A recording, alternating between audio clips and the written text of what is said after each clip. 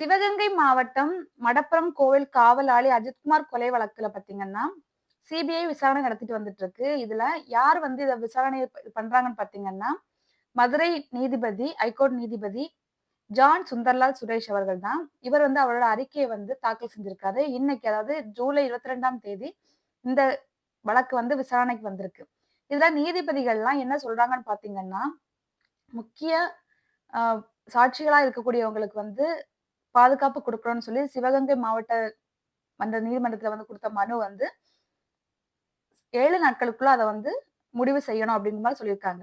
அதுக்கு அப்புறமா ஏற்கனவே அஜித்குமார் குடும்பத்துக்கு, அதாவது பாதிக்கப்பட்ட குடும்பத்துக்கு 7,00,000 பணம் குடுத்திருக்காங்க. இதை இடைக்கால இழப்பீடா குடுத்திருக்கீங்க. இது வந்து பத்தாது. இன்னும் 25,00,000 குடுக்கணும் அப்படின்னு சொல்லியிருக்காங்க.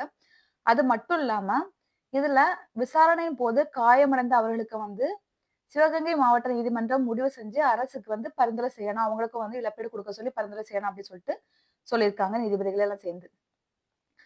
அஜித்குமார் குடும்பத்துக்கு பார்த்தீங்கன்னா, நடிகர் விஜய் அதாவது த.வெ.க தலைவர் 2,00,000 குடுத்தாரு.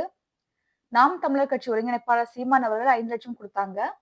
அதுக்கப்புறமா திமுக கட்சி சார்பா 5,00,000 குடுத்தாங்க. அதுக்கப்புறமா 7,00,000 அரசு சார்பா குடுத்தாங்க.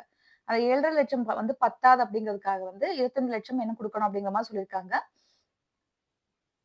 அதுக்கப்புறமா இந்த விசாரணையின் போது யாரெல்லாம் வந்து காயமடைஞ்சாங்களோ, அவங்களுக்கும் இழப்பீடு குடுக்கணும் அப்படிங்கிற மாதிரி அத வந்து அரசுக்கு பரிந்துரை பண்ணணும் அப்படின்னு சொல்லியிருக்காங்க. அப்படி பார்த்தா வந்து அஜித்குமாருடைய தம்பி நவீன் அவர்களுக்கும் வந்து கண்டிப்பா அந்த இழப்பீடு குடுக்கணும் அப்படின்ட்டு நினைக்கிறேன். ஏன்னா, அவங்களையும் வந்து இந்த விசாரணை அஜித்குமார வந்து அடிக்கும்போது அவரையும் பயங்கரமா வந்து உடல் ரீதியா வந்து அடிச்சு துன்புறுத்தியிருக்காங்க.